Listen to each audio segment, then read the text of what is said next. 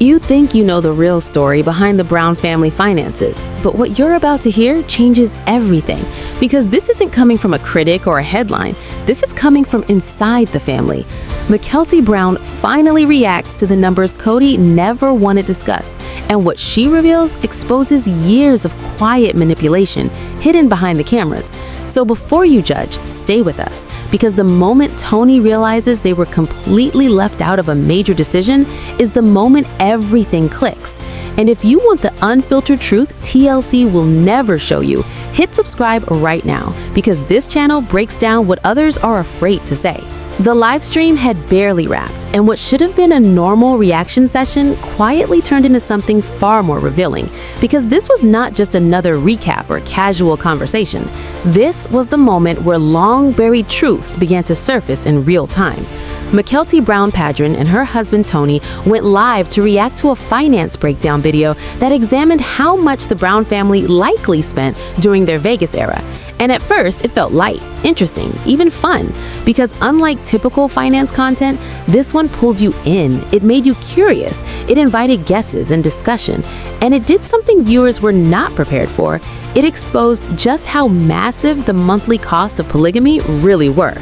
Mykelti listened closely, reacting not defensively, not emotionally, but thoughtfully. And the more numbers were discussed, the more uncomfortable the truth became, because the spending was not just high, it was shocking. And suddenly, the conversation stopped being theoretical and started feeling personal, because Mykelti was not reacting as a viewer, she was reacting as someone who lived inside that financial system, who watched it operate day after day, year after year. And for the first time publicly, she was no longer protecting the story that had been told for so long. What made this moment so powerful is that Mykelti has never been someone chasing drama. She has always been careful, respectful, measured. She spent years acting as the family peacekeeper, maintaining relationships across divided households, defending people others had already given up on, and especially defending Kody and Robyn, even when criticism mounted from fans and siblings alike. So when she began questioning the financial narrative, viewers paid attention, because this was not bitterness speaking. This was disillusionment slowly unfolding, and that shift did not happen overnight. It began months earlier, after an event Mykelti refuses to detail out of respect for her brother Garrison, a funeral that she has said changed her entire perspective on Robyn. And from that point forward, the lens through which she viewed past behavior sharpened. Patterns she once ignored no longer made sense, and loyalty built on gratitude began to crack under the weight of reality. Mykelti has explained that she genuinely loved Robyn, saw her as another mother figure, someone who made her feel seen during difficult teenage years, and that emotional bond kept her defending Robyn long after others stopped. But whatever happened at that funeral crossed the line so deep that even years of loyalty could not survive. And once that emotional shift happened, everything else followed, including her willingness to speak honestly about money, something Kody has always treated as both shield and weapon. For years, viewers watched Kody portray himself as the exhausted provider, burdened by the cost of supporting 4 households, positioning himself as someone constantly stretched thin. But Mykelti watched the decisions behind the scenes. She saw which households were prioritized, which needs were met immediately, and which were questioned, delayed, or dismissed. And those memories resurfaced during the finance discussion, because numbers do not lie, patterns do not lie, and once you recognize them, you cannot unsee them.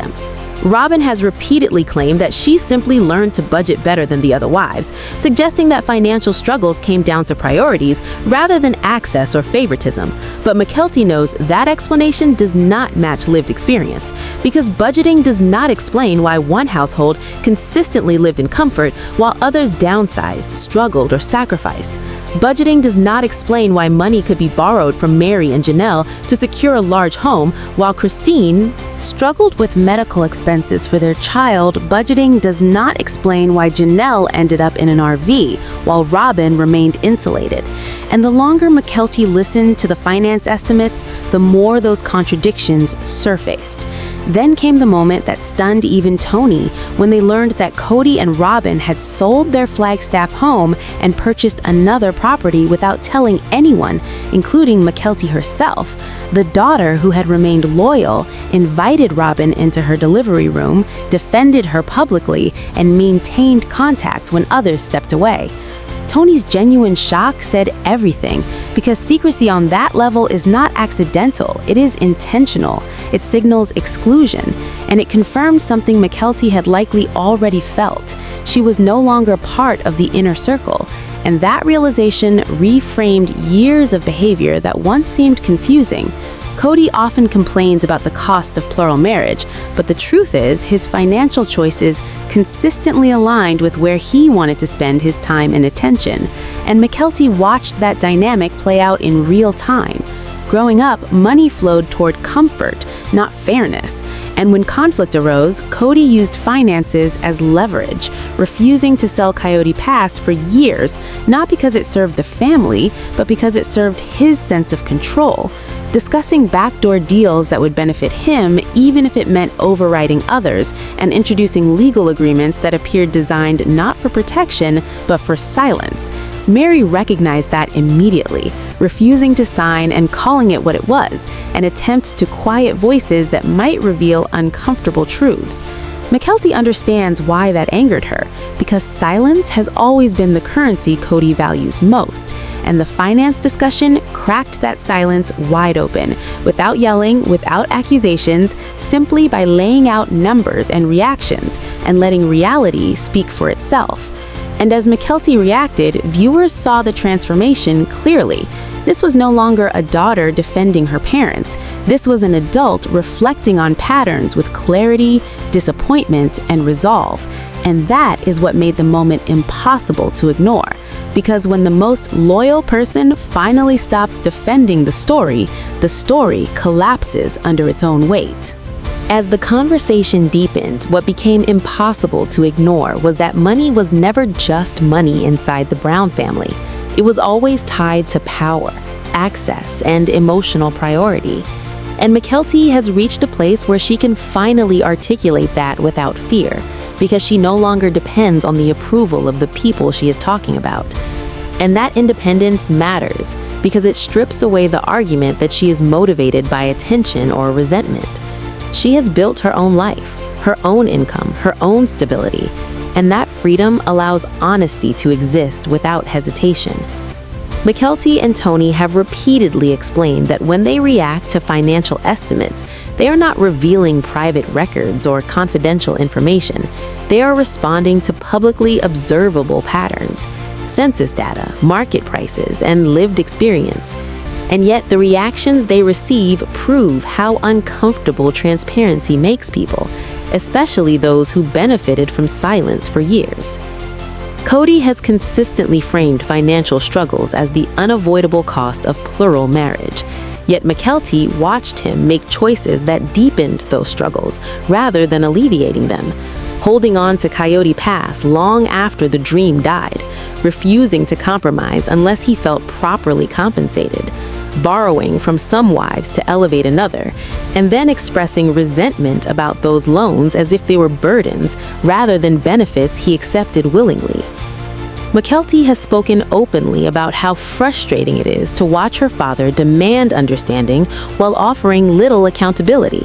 And that frustration reached a breaking point when Cody publicly blamed his children for strained relationships, accusing them of gossip and punishment rather than acknowledging the impact of his own actions.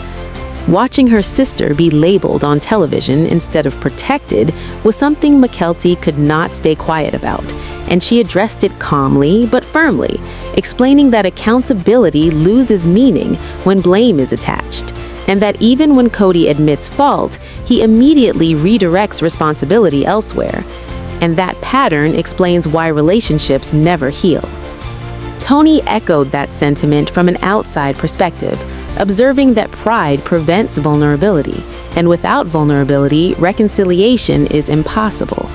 And what makes Tony's perspective resonate is that he does not come from the emotional history of the Brown family. He married into it. He observed it objectively, and his analysis aligns with what viewers have seen for years. Financial decisions that consistently favored one household, emotional availability tied to spending patterns, and a refusal to let go of control even when it harmed everyone involved. And while Robin presents herself as someone who learned from past hardship and now lives modestly, the contrast between words and reality is stark. And that contrast is what Mykelti reacts to, not with insults, but with disbelief, because lived experience contradicts the narrative. When one household resides in comfort while others struggle, relocate, or downsize, it becomes difficult to argue that budgeting alone explains the difference. And Mykelti has watched her siblings process that reality in their own ways, some choosing distance, some choosing silence. And she respects those choices, but she has chosen to speak because staying silent would make her complicit in a story she no longer believes. And the secrecy surrounding major life decisions, like selling a home without informing family, only reinforces the isolation Cody and Robin now live in. Secrecy does not protect relationships, it erodes them. And Mykelti's reaction to learning about the move at the same time as the public was not anger, it was clarity. Clarity that the dynamic had shifted permanently, and that clarity extended to how she views the past. She now recognizes how often money was used as a tool to enforce hierarchy, how fairness was secondary to loyalty, and how control mattered more than connection. And those realizations explained why her commentary resonates so deeply with viewers, because many people watching recognize similar patterns in their own families, situations where financial decisions carry emotional consequences, and silence is rewarded while honesty is punished. Mykelti and Tony's move away from Utah was not just geographic, it was symbolic. It represented a choice to prioritize their own family's stability over proximity to dysfunction. Tony pursued opportunity in a place that aligned with his career. Mykelti diversified income streams, and together they built independence without relying on the family system that caused so much stress. And that independence gives Mykelti the space to reflect without fear and speak without compromise. She has made it clear that she does not want to destroy anyone. She wants accountability, transparency, and growth.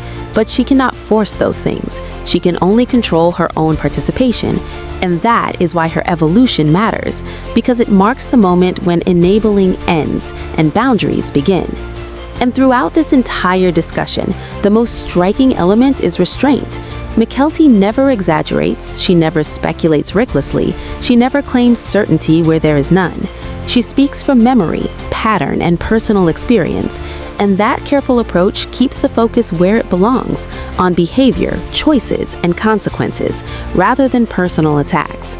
And that is exactly why the finance discussion became such a turning point, because it stripped away emotion and let structure speak for itself. Numbers, patterns, secrecy, and reaction told the story without needing accusation. And once viewers see that structure clearly, they understand why Mykelti no longer defends what she once protected, and why this shift feels final. Because some realizations change everything, and once truth replaces loyalty, silence is no longer an option. When the most loyal voice in the room finally stops defending the story, you have to ask why. Mykelti didn't turn on her family for attention. She stepped back because the patterns became impossible to ignore. And once you see how money was really used, everything makes sense. Subscribe now, because this channel follows the truth, even when the cameras stop rolling.